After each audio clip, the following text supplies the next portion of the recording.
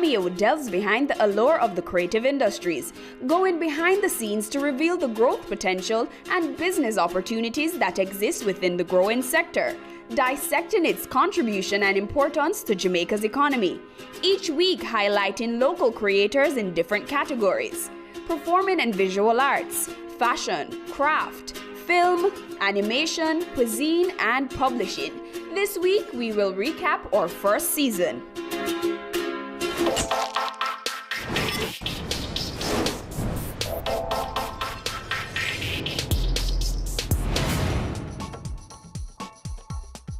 With a booming photography industry, we feature local talent with that special eye.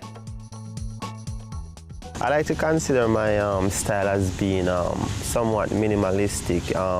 It's not always directly obvious what is being expressed, so you have to look at the layers that's underneath it. I would say it would be a mixture of classic photography with a bit of urban art to it. Award-winning photographer Howard Muyong spoke to us about that fateful night.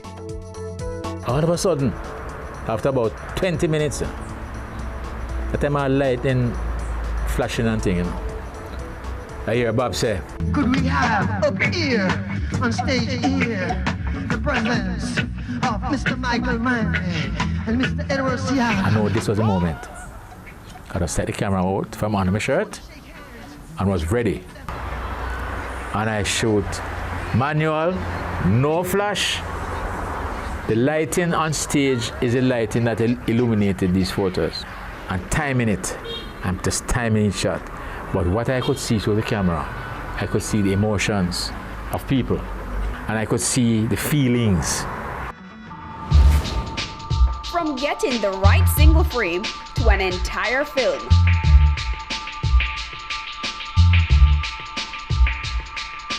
You know, I wrote the screenplay because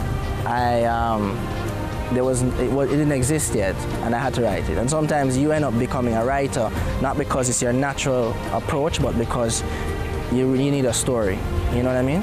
Filmmaking is not a singular thing. I mean, the director is like the captain of the ship and kind of the one responsible for the overall creative delivery of the thing. But at the end of the day, you need a really good team of people. I mean, the better your team is, the better the work. You have to be open to criticism. You have to also be open to learning new things and learning outside of being on set. Reading articles, reading books, discovering new filmmakers, researching the older ones, the ones that made it. Characteristics that lend themselves to filmmaking is probably creativity, being open-minded, and definitely a whole lot of patience. What happens a lot in the filmmaking industry is things don't always go as you planned it. So whether or not you're working on something in Jamaica that's a little low-budget thing, or you're working on something in full-blown Hollywood, people are going to be late, stuff gets painted the wrong color. You know what I mean? That sort of thing. And ready, and go! Passion is integral as well, because it is a sort of industry where a lot of things will happen and sometimes things don't work out.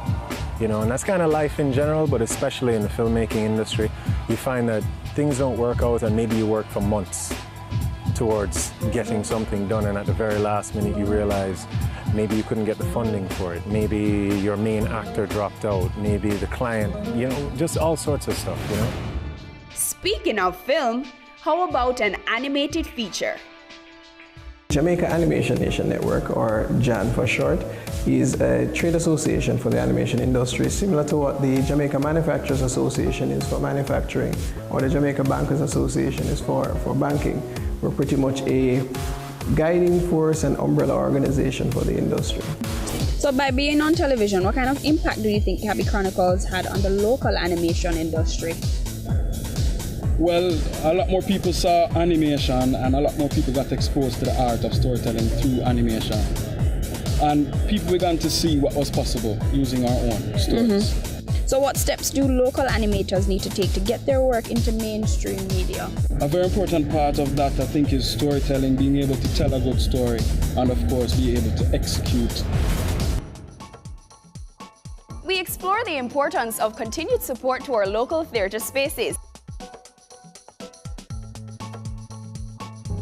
So what's the relationship between the pantomime and Little Theatre? Well, originally the pantomime came first. It was the Fowlers who decided they wanted to have a little Christmas fun and do the pantomime, much like they used to do in England.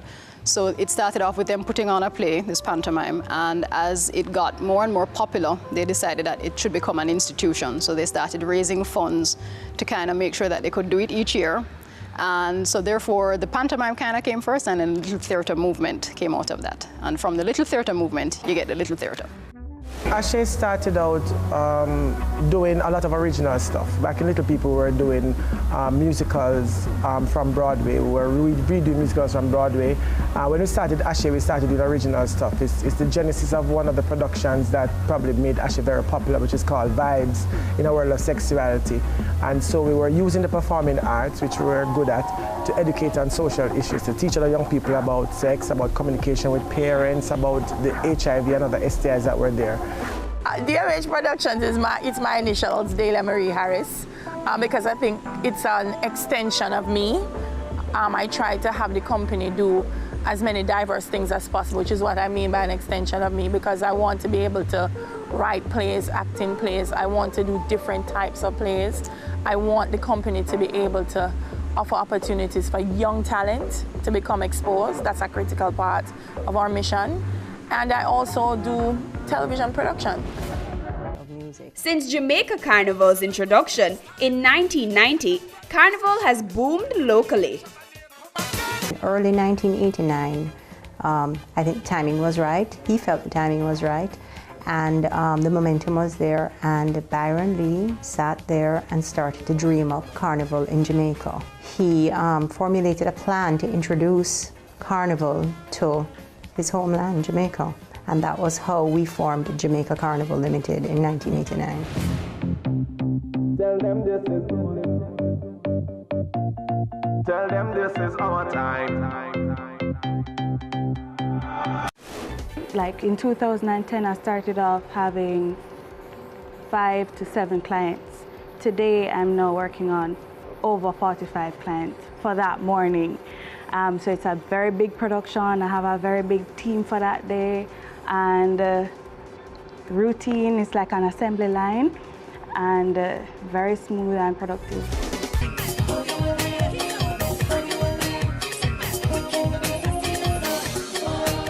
Carnival by Candy is a carnival concierge service. So what I do is I package flight, accommodation, transportation, costume, and party tickets for various carnivals throughout the region. Basically to just create a seamless carnival experience for people. In 3 years, we're going to be seeing several thousand tourists coming in for soca. And that cannot be stopped.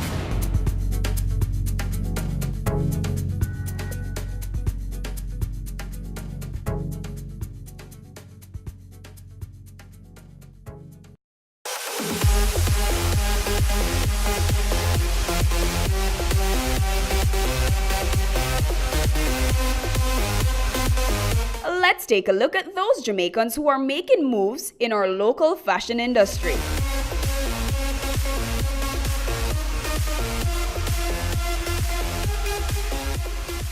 What we do here at the Courtney Washington Fashion House is from design, to marketing.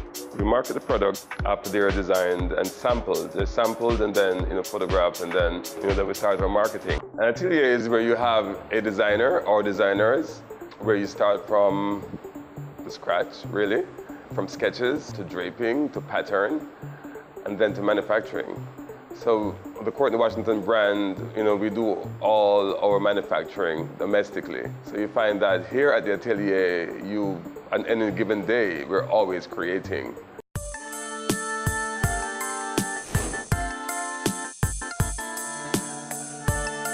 She's committed to establishing Jamaica as the fashion hub of the Caribbean and launched the Collection Moda, a series of events in 2010. Let's chat with Kerry and Clark. So the collection mode was born from me seeing the need to assist, to share knowledge and so forth. And the mandate of the collection mode is to provide a platform for creative talent, not just fashion designers, but creative talent in Jamaica and eventually in the region, in the CARICOM, and help to give them a platform. So it's not a fashion show only, it consists of a series of events. We have a grant, a first global grant, where one person is awarded a cash award of $250,000. Last year we had about 90 applicants. This year we're hoping to have 120. We have a mode of business, which is a business seminar where we invite persons internationally and locally who are industry specialists to share their knowledge with the attendees. We have a lifestyle magazine, which is an annual publication featuring not only local talent, again, but regional talent. And then we have Moda Market, and that is where the business unfolds. We have the invitation-only runway show.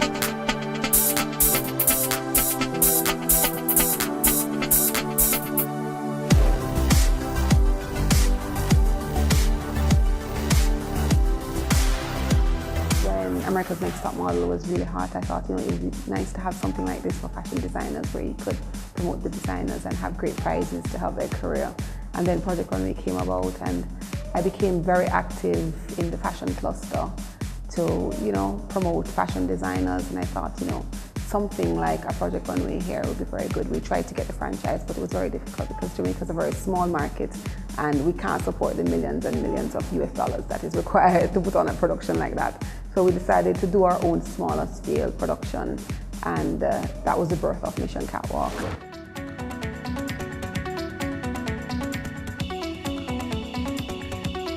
Hey, my name is Kurt Campbell. I'm from Jamaica. Kurt, congratulations. You are the clear winner. Winning Mission Catwalk 2014, it was breathtaking. Winning Mission Catwalk was the best thing ever happened because doing fashion shows, that's just it. After the fashion show, what happened? Offering garment and apparel infrastructure at the national level is the JBDC. Ayana Dixon, a fellow Mission Catwalk alum, works with the JBDC support arm for small and micro businesses and offers advice and consultation to anyone wanting to enter the industry. At JBDC, basically we're the support arm for small and micro businesses from the government, and my role here is to give hand-holding and consultation for people who want to be a part of the garment and apparel industry, not just fashion industry. So if you want to just have a factory for uniforms, we can help you set up that, the logistics, etc. We facilitate an incubator service also, so we have sewing machines and stuff like that. So if you don't have the resources to kind of start your own business and do your own thing at home, we're able to facilitate you here. Laura Lee Jones is the head of the Textiles and Fiber Arts Department here at Edna Manley College. How would you say that Edna Manley College is now contributing to our local fashion scene? The contribution to our fashion industry is that we'll have individuals who are trained, individuals who understand some of the fundamental elements of design, of art, and how they bring that to their design process as designers, as fashion designers, understanding the color dynamics, understanding fabric, being innovative, because we don't only focus on just buying fabric to create a style. You can make your own fabric, you can print your own fabric, you can dye your own fabrics. And that's the unique feature that Edna Manley brings to the program. Rev Jewelry and Accessories prides itself on providing high-quality, one-of-a-kind jewelry pieces. We had a chat with the brother and sister team behind the brand, Tecia and Dwayne Bennett. So Rev Jewelry and Accessories is handmade, one-of-a-kind pieces. They're very diverse in the sense that we use materials locally sourced. We use semi-precious and precious materials that include stones, seeds such as the ackee seeds. There are 3 different collections in the Rev Jewelry and Accessories line. You have the Sweat of the Sun, which is the gold and red gold, red looking metal. We have Tears of the Moon, which is the silver, white gold, and we have Rain of the Earth, which is more the natural line. Starting Rev Jewelry and Accessories, because we chose to build the company organically, it took a lot of work. And what I mean by organically, it meant that we didn't look for any capital from or loans to start up our company. Being the eldest of 3 siblings, I had wet my feet first by working. My brothers never worked for anyone else, he can boast that. But so I worked before, and that experience working here locally and also internationally kind of gave me a start with that. And also when we shared the vision with our family, especially, and our friends, they were so supportive. They still have been. We've gained so many friends through doing our business since as well.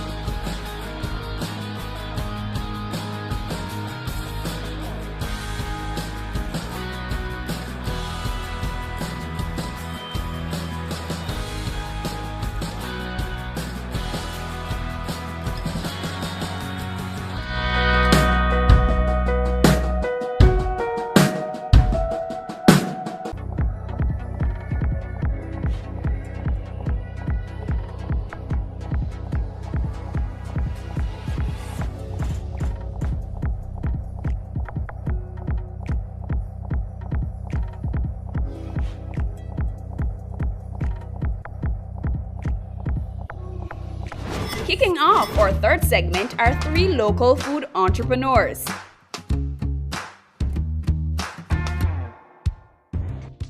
In any restaurant, there's a lot of things that you have to consider. The right staffing, the right location, and not only pay attention to great customer service and hospitality, but you have to consider the work around the back. And the back work is what takes up a lot of the construction of a restaurant, if you want to say, because you have to analyze your food costs, you have to analyze your staff inputs, your expenditures, your suppliers, you have to organize a lot of these things, and you have to get them on a timely basis.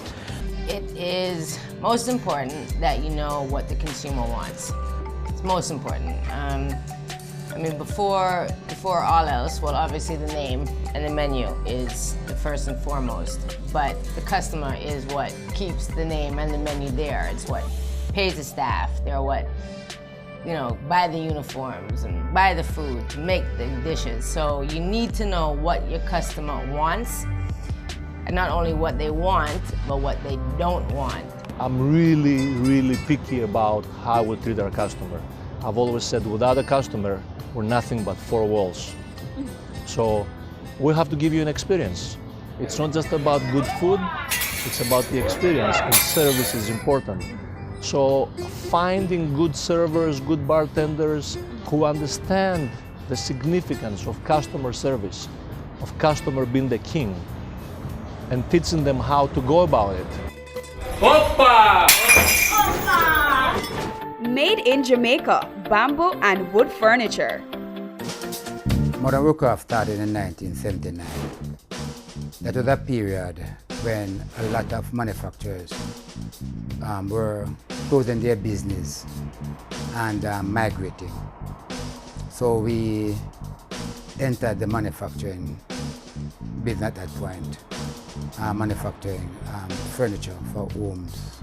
The original bamboo factory has been in operation since 1990, creating quality bamboo furniture for every room in your home. I had a chat with Chief Executive Officer John Hamilton. The process starts when you give the builder the design with all the particulars, dimensions, what he's to get. And then he goes out and looks in our stocks and selects all the bamboo that he would need for that. And those pieces of bamboo are cut into certain lengths that he needs.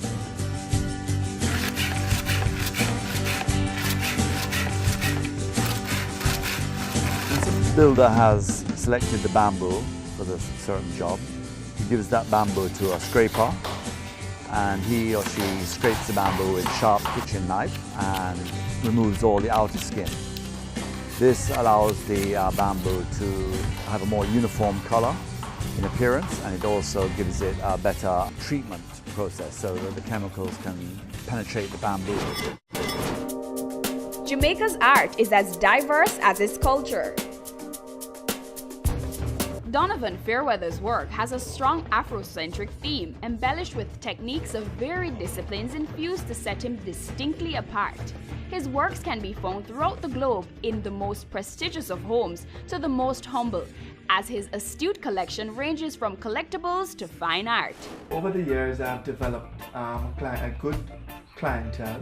Apart from that, I use the traditional way of mounting exhibitions, and I also sell some of my pieces, which I call the collectibles, through JBDC.